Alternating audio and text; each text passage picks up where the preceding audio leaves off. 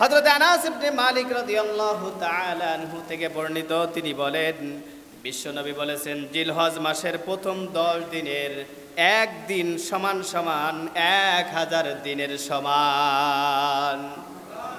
আরেকটু জোরে বলেন। কি বুঝেন? হয়তো বোঝেননি।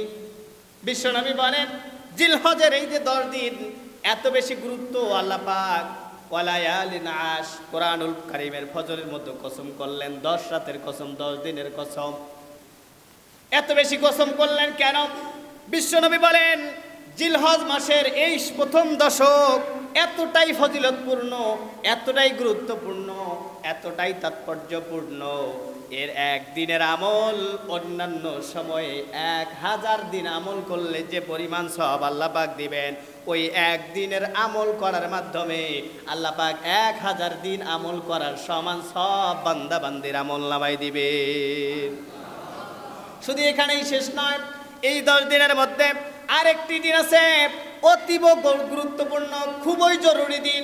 বিশ্বনবী বলেন আর আরাফার দিনের মধ্যে, আরাফার দিবসটা হলো আরাফার দিন 9 জিলহজ, আরাফার দিবস, এই দিবসটা সমান 10,000 দিনের সমান।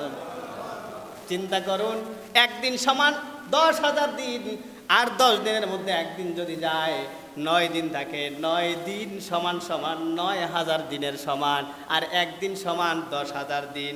একটু চিন্তা করুন তো দেখি, 1000 দিন যদি আপনি মাসে পরিণত করেন, প্রায় 33 মাস 10 দিন হয় 1000 সমান, আর আপনি 10,000 যদি ধরেন 333 মাস 10 দিন, তাহলে চিন্তা করুন তো দেখি, এত বেশি একটা দিনের আমল পরিমাণ, একদিনে যদি আমরা এতটুকু পরিমাণ ইবাদত বন্দেগী করতে পারি, কত বিশাল সওয়াব আমরা নিতে পারবো।